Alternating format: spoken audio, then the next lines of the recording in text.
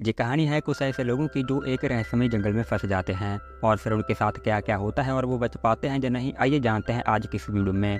ये कहानी आपको हिला कर रख देगी, तो एंड तक जरूर देखना। कहानी की शुरुआत एक रहस्यमय जंगल से होती है। इस रहस्यमय जंगल में एक आदमी फंस चुका था। ये आदमी इस जंगल से बाहर निकलना चाहता है, लेकिन ये निकल नहीं पाता क्योंकि इस जंगल में हर जगह नोटिस बोर्ड लगे हुए थे कि जो भी इस जंगल में आएगा वो कभी वापस नहीं जा पाएगा। रात का समय था, इस जंगल में छुपने के लिए कोई जगह भी नहीं थी। इसीलिए ये आदमी अपने आप को बचाने के लिए पेड़ पर चढ़ जाता है, लेकिन पेड़ पर चढ़ने के बाद भी ये बच नहीं पाता क्योंकि एक चीज इसे मार देती है। से दिन बीतने के बाद कहानी मीना नाम की एक लड़की के ऊपर शिफ्ट कर दी जाती है। मीना एक पेट स्टोर में काम करती है और हमें ये ज़्यादा खुश नज़र नहीं आती, शायद इसकी ज़िंदगी से अच्छे दिन चले गए हैं। जिस पेट स्टोर में मीना काम करती है उस स्टोर में एक खास किस्म का पेट भी होता है और मीना का बॉस इस पेट को जू में ले जाने के लिए कहता है क्योंकि जू वालों ने इस पेट को खरीद लिया होता है। मीना इसके लिए तैयार थी और वो अगले दिन ही उस पेट को लेकर अपने सफ़र पर निकल जाती है। मीना पूरा दिन सफ़र करती है, लेकिन शाम होने से पहले वो एक रहस्यमय जंगल में फंस जाती है।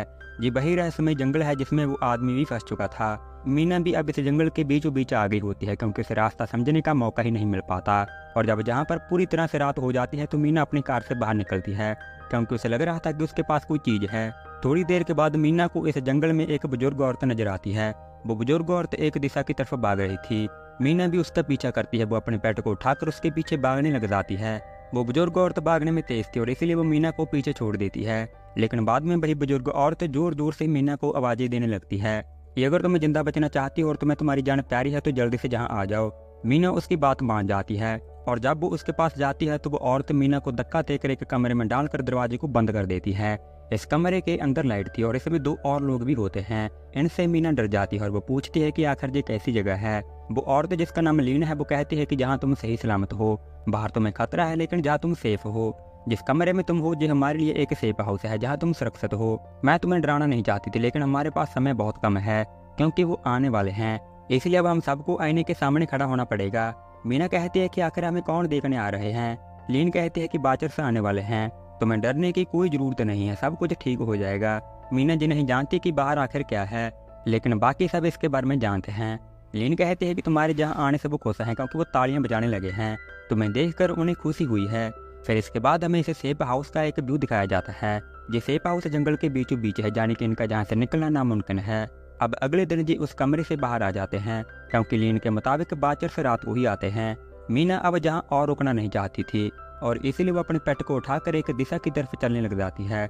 लीन कहती है कि तुम ऐसी गलती मत करो क्योंकि रात होने से पहले हमें उस कमरे में आना ही पड़ता है और अगर हम ऐसा नहीं करेंगे तो हम मारे जाएंगे। मीना उसकी एक बात नहीं सुनती, वो आगे बढ़ती रहती है। कुछ आगे आने के बाद इसको वो साइन बोर्ड भी नजर आते हैं जिसमें लिखा हुआ था कि इस जंगल में जो भी आएगा वो वापस नहीं जा पाएगा। मीना इस जंगल से निकलने के लिए काफ़ी कोशिश करती है, लेकिन चाहकर भी वो इस जंगल से निकल नहीं पाती, जिस वजह से उसे थक हार कर लीन के पास वापस आना ही पड़ता है। लीन कहती है कि जब हम भी जहाँ आए थे तब हमने भी इस जंगल से बाहर निकलने की कोशिश की थी, लेकिन हम चाहकर भी इस जंगल से बाहर नहीं निकल पाए। यह जंगल एक रहस्यमय जंगल है क्योंकि आत्माओं को ये अपनी ओर आकर्षित करता है। यह जंगल तुम्हें पागल बना देगा क्योंकि ये जंगल शिकारी है और हम उसके शिकार हैं। इसके बाद लीन उसे वो साइन बोर्ड भी दिखाती है जो कि हर जगह लगे हुए थे। लीन कहती है कि ये साइन बोर्ड सेफ हाउस के आधे मील के बीचों बीच लगे हुए हैं, अगर तुम गलती से भी इसके आगे चली गई तो तुम्हारा वापस लौटना नामुमकिन होगा, इसीलिए इसे नज़रअंदाज मत करना। मीना कहती है कि ठीक है, लेकिन आखिर ये बनाया किसने है। लीना इस बात का कोई भी जवाब नहीं देती, वो चुपचाप खड़ी रहती है। इसके बाद कायरा मीना को अपने साथ खाना ढूंढने के लिए लेकर जाती है क्योंकि इस जंगल में सर्वाइव भी करना है। बीच रास्ते में मीना कायरा से सवाल करती है। वो पूछती है कि बाचर से हमसे क्या चाहते हैं। कायरा कहती है कि यकीन के साथ तो नहीं, लेकिन लीन के मुताबिक वो हमें देख सकते हैं, अगर हमने उनको गलती से भी देख लिया तो हम पागल हो जाएंगे। कायरा मीना को एक गड्ढा भी दिखाती है और कहती है कि शायद बाचर से दिन के समय इसी के अंदर रहते हैं। ऐसे गड्ढे इस जंगल में जगह जगह पर बने हुए हैं। कायरा बताती है कि मेरे साथ मेरे पति भी जहाँ पर फंस गए थे, लेकिन वो 6 दिन पहले ही जहाँ से निकल गए हैं। वो बाहर से हेल्प मांगने के लिए गए हुए हैं। कहानी की शुरुआत में जिस आदमी को हमने देखा होता है वो असल में कायरा का पति ही होता है, जो कि अब इस दुनिया में नहीं रहा, उसको किसी ने मार दिया था। इसके बाद लीन मीना को इस जंगल के कुछ कानून के बारे में बताती है कि अगर तुम्हें जहाँ जिंदा रहना है तो तुम्हें ये नियम मानने होंगे। पहला नियम कि हमारे सेफ हाउस में जो आईना है उसको कभी भी अपनी पीठ मत दिखाना। दूसरा नियम कि रात होने के बाद सेफ हाउस का दरवाजा किसी भी हाल में मत खोलना। और तीसरा उन गड्ढों के करीब बिल्कुल नहीं जाना। कुछ दिनों के बाद ये सब के सब अपने सेफ हाउस में होते हैं तो मीना गलती से आईने की तरफ अपनी पीठ कर लेती है, मतलब कि वो गलती से एक नियम जिससे खतरा है उसे तोड़ बैठती है। बाचर्स इससे भड़क जाते हैं, उन्हें इससे बहुत गुस्सा आता है। वो दरवाज़ा तोड़कर अंदर आने की कोशिश करने लग जाते हैं। लीन मीना को शांत होकर उनके सामने खड़े होने को कहती है ताकि उनका गुस्सा शांत हो सके। साथ ही साथ कायरा भी डांस करने लग जाती है क्योंकि वो जानती है कि बाचर्स को डांस देखना बहुत पसंद है। जैसे तैसे करके इनकी ये रात गुजर जाती है और ये सभी उनसे बच जाते हैं। और अब अगले दिन मीना खाने की तलाश में डेनियल को अपने साथ लेकर जाती है। डेनियल और कायरा भी इस जंगल से निकलना चाहते हैं, इसलिए मीना उससे कुछ सवाल करती है। वो पूछते हैं कि तुमने बाचर्स को देखा है या नहीं। डेनियल कहता है कि मैंने आज तक उनकी सिर्फ आवाज़ें ही सुनी है, मैंने उनको कभी नहीं देखा। मीना कहती है मुझे लगता है जो बस लीन की बनाई हुई एक कहानी है, क्योंकि हम तीनों ने उनको बिल्कुल भी नहीं देखा। वो कहती है कि हमें एक नियम तोड़ना चाहिए, हमें उस गड्ढे के अंदर जाना चाहिए और देखना चाहिए कि इसके अंदर क्या है। डेनियल के दिल में भी शक होता है और वो सच जानना चाहता है, इसीलिए डेनियल मीना की बात मानकर उस गड्ढे में जाने के लिए राजी हो जाता है। और अब जे इस जंगल के एक नियम को तोड़कर उस गड्ढे के अंदर चले जाते हैं। हालांकि डेनियल इस गड्ढे में नहीं जाता, वो ऊपर ही रहता है, लेकिन मीना इस गड्ढे में आ जाती है। मीना को जहाँ काफ़ी सामान नजर आता है। इस गड्ढे में साइकिल और कैमरा भी होता है। इसके अलावा उसे अंधेरे में एक हाथ भी नजर आता है जो बाहर रोशनी में आना नहीं चाहता था। मीना उस हाथ को देखकर थोड़ा डर जाती है और इसीलिए वो जल्द उस गड्ढे से सामान बाहर निकालकर बाहर आ जाती है। जेलीन को इसे सामान की सच्चाई नहीं बताते कि ये सामान इन्हें उस गड्ढे से मिला है, लेकिन मैडेलिन को जहाँ बहुत समय हो गया है वो जानते हैं कि ये सामान इन्हें कहाँ से मिला है। मैडेलिन पूछते हैं कि तुम्हें वहाँ क्या देखा था। मीना आप भी उसे सच नहीं बताती। वो कहते हैं कि हम उस गड्ढे के अंदर गए ही नहीं। जिस कैमरे को मीना लेकर आई थी डेनियल उसे बाहर लगा देता है ताकि ये इससे उन बाचर्स को देख सकें। मैडेलिन इन्हें नहीं रोकती क्योंकि वो जानते हैं कि इसका अंजाम बुरा होगा। बिला जब रात होती है तो ये सब शांत होकर एक साथ बैठे होते हैं। अजीब बात यह थी कि अभी तक बाचर्स आए नहीं थे, लेकिन फिर भी बाहर कोई ना कोई तो होता है जिसका शरीर जो सीसीटीवी में देख रहे होते हैं। बाहर जो भी था उसकी शक्ल नजर नहीं आ रही थी। कायरा अपनी सीट से खड़ी होकर दरवाजे को खोलने लग जाती है क्योंकि बाहर जो भी था वो जॉन की आवाज़ में बोल रहा था।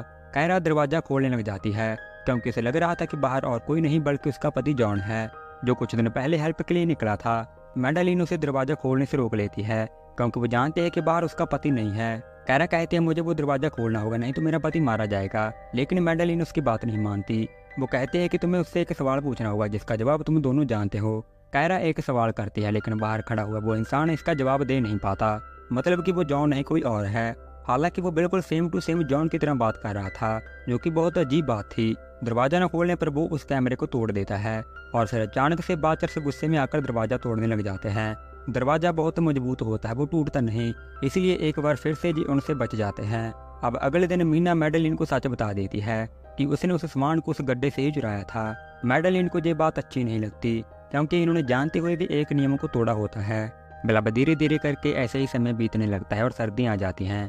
इन कुछ महीनों में मीना ने काफ़ी कोशिश की होती है कि वो इस जंगल से किसी न किसी तरह से निकल जाए, लेकिन ये नाकाम रहती है। इसी वजह से ही मीना, कायरा, डेनियल उम्मीद खोने लगते हैं। इन्हें लगने लगता है कि शायद इस जंगल से जब कभी नहीं निकल पाएंगे। लेकिन एक रात इनके साथ एक चमत्कार होता है। इन्हें अपने सेफ हाउस में एक बंकर नजर आता है और जब जो इस बंकर में जाते हैं तो इन्हें वहाँ पर बहुत सारा सामान मिलता है। ये खाना इतना था कि ये कई सालों तक चल सकता था। दरअसल ये बंकर और ऊपर आने वाला वो कमरा मार्टिन नाम के एक आदमी ने बनाया होता है, जिसकी वीडियो जिस कंप्यूटर में देखने लगते हैं। वो अपनी वीडियो में बता रहा था कि वो जहाँ पर एक एक्सपेरिमेंट करने आया है, एक ऐसा एक्सपेरिमेंट जिसमें वो फेरीज और इंसानों को आपस में मिलाना चाहता है। दरअसल जिसको हम बाचर्स कहते हैं वो असल में फेरीज हैं।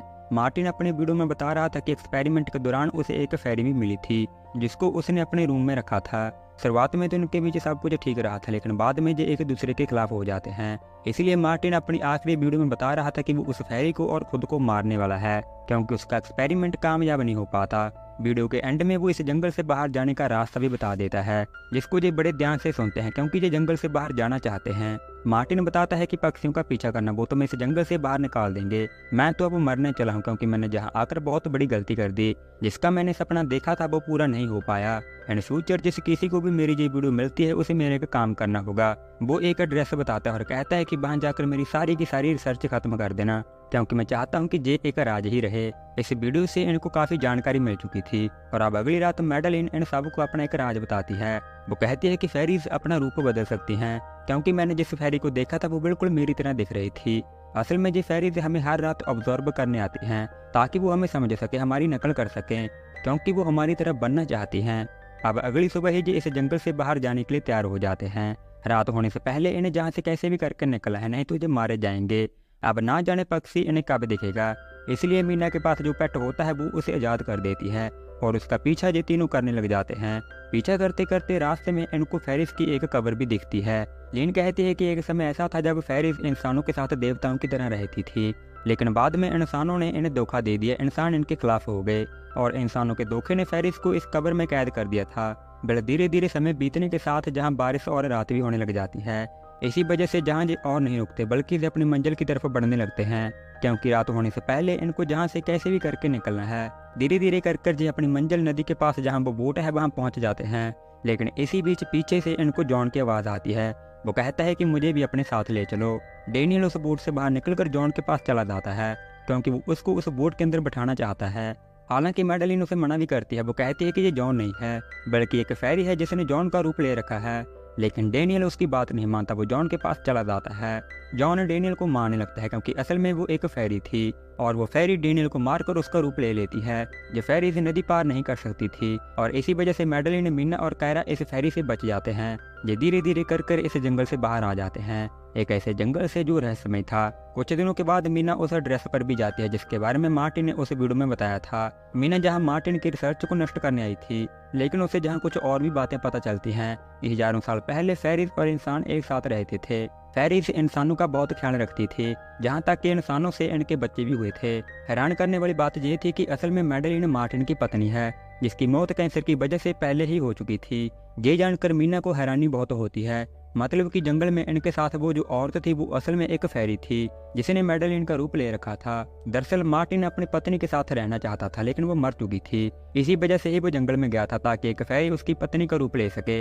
इसके बाद मीना इसके बारे में बात करने के लिए कायरा के पास जाती है। वो उसे सब कुछ बता देती है, लेकिन इतने में ही जहाँ एक कायरा और आ जाती है। दरअसल मीना जिस कायरा से बात कर रही थी वो असल में एक फेरी थी जिसने कायरा का रूप ले रखा था। मीना ये समझ जाती है क्योंकि वो अब सच्चाई जानती है। नकली कायरा असली कायरा को बेहोश कर देती है और फिर मीना को वो मारने लग जाती है ताकि उसका ये राज एक राज ही रह सके। मैडेलिन कहती है कि तुम इंसानों की वजह से हम कीड़े मकोड़ों की तरह कई साल तक धरती के अंदर ही रहे, लेकिन अब सब कुछ बदल जाएगा क्योंकि मैं उस जंगल से वो बाहर आ चुकी हूँ। ये सुनकर मीना कहती है कि मैं एक ऐसी चीज के बारे में जानती हूँ जिसके बारे में तुम नहीं जानती। वो कहती है कि बाचर से दिन में बाहर नहीं निकल पाते, लेकिन तुम निकल पाती हो। बाचर से जंगल से नहीं निकल पाई, लेकिन तुम निकल पाई हो। जब फेरिस का गोल्डन एरा था तब इंसान और फेरिस एक साथ रहा करते थे, लेकिन फिर एक दिन इंसान की वजह से फेरी को भी बच्चे हुए जो आधे इंसान और आधी फेरिस थी। उस टाइम फेरिस दो हिस्सों में बट गई थी, एक वो जो पूरी तरह से फेरिस थी और दूसरी वो जो आधी इंसान और आधी फेरिस थी। जो पूरी तरह से फेरिस हैं वो दिन में बाहर नहीं निकल पाती, लेकिन जो पूरी तरह से फेरिस नहीं हैं वो दिन में भी बाहर निकल पाती हैं। असल में तुम आधी फेरी और आधी इंसान हो जिसके बारे में तुम्हें पता नहीं है। तुमने हमारा जंगल में ख्याल रखा, हमें प्रॉब्लम से बचाया क्योंकि तुम फेरी की तरह प्यार और केयर करने वाली हो। वही दूसरी तरफ गुस्सा दो इंसानों में है, इसीलिए तुम मुझे मार रही हो क्योंकि इंसान ही लड़ाइयाँ करते आए हैं। ये सुनकर मीना अपनी सारी कहानी समझ जाती है। मैडेलिन जानती तो थी कि वो एक फेरी है, लेकिन वो ये नहीं जानती थी कि वो एक आधी फेरी है और आधी इंसान है। मैडेलिन को उस टाइम ऑफ पीरियड के बारे में पता नहीं था जब इंसानों से फेरिस के बच्चे हुए थे। आइए अब थोड़ा फेरिस के बारे में भी समझ लेते हैं। सदियों पहले फेरिस इंसानों के साथ रहा करती थी। इनके पास जादू था और ये उड़ सकती थी। इंसान और फेरी एक साथ रहा करते थे, दोनों एक दूसरे का ख्याल रखते थे। जहाँ तक कि इंसानों से फेरिस के बच्चे भी हुए थे, लेकिन फिर बाद में इंसान उनके खिलाफ हो जाते हैं। इंसान उन फेरिस को एक कब्र के अंदर कैद कर देते हैं। फिर समय के साथ धीरे धीरे कर फेरिस अपनी अच्छाई और उड़ने की शक्ति को खो बैठती हैं, जिसकी वजह से उन्हें इंसानों से नफरत हो जाती है और वो दानव और राक्षस बन जाती हैं। पर उनमें से कुछ हाफ कास्ट फेरिस भी मौजूद थी जिनमें अच्छाई अभी भी थी और वो दिन के समय भी बाहर निकल सकती थी, यानी कि जैसे मैडेलिन जिसकी कहानी अभी हमने जानी है। आई होप आपको ये कहानी समझ में आ गई होगी। आपको ये कहानी कैसी लगी नीचे कमेंट सेक्शन में जरूर बताइएगा।